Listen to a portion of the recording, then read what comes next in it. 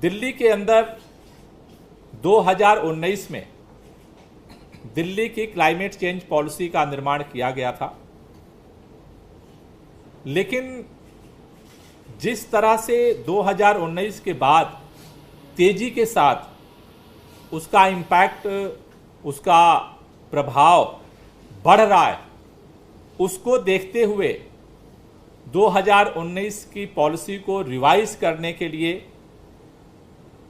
2 साल पहले प्रक्रिया जो है शुरू हुई थी। उसके लिए अलग अलग जो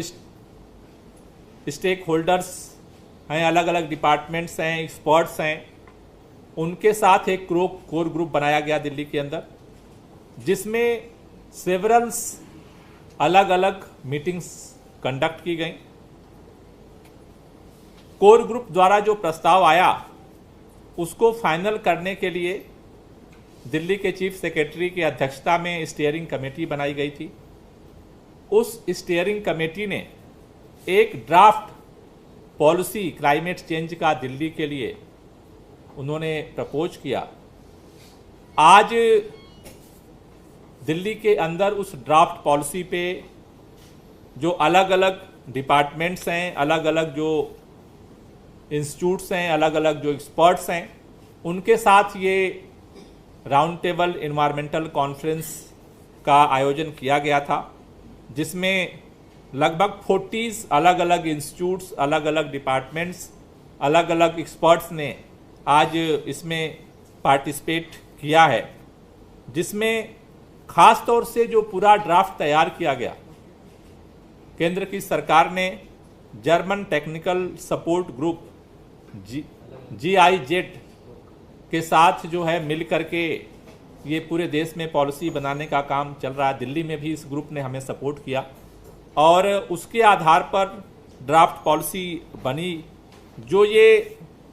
40 अलग अलग इम्पोर्टेंस ग्रुप हैं, उनकी लिस्ट हम आप लोगों को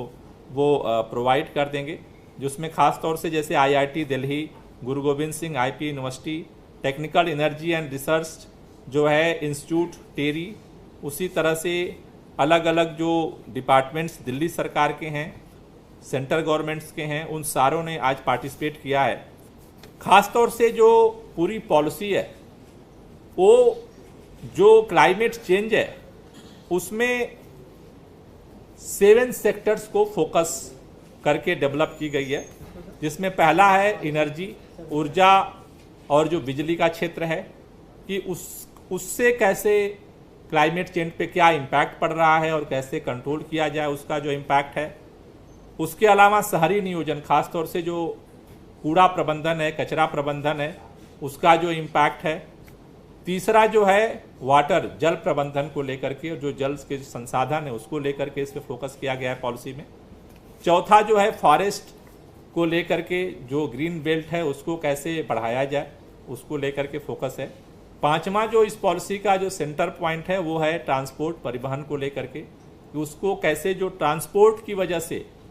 जो पूरे क्लाइमेट चेंज में जो इम्पैक्ट हो रहे हैं उसको कैसे कंट्रोल किया जाए। छठा जो है वो एग्रीकल्चर को लेकर के, हॉर्टिकल्चर को लेकर के है। और 7 जो पॉइंट है कि हेल्थ, स्वास्थ्य पे कैसे उसका इम्पैक्ट हो रहा है और उसको कैसे कंट्रोल किया जाए, क्योंकि अल्टीमेटली जो सारा जो सोर्स है उसका जो मनुष्य के ऊपर इम्पैक्ट हो रहा है, अलग अलग जीव जंतुओं पे हो रहा है वो हेल्थ को। तो 7 पॉइंट इम्पॉर्टेंट जो है एरिया चिन्हित किया गया है इस पॉलिसी में, और उसके आधार पर इस पॉलिसी को बनाया गया है।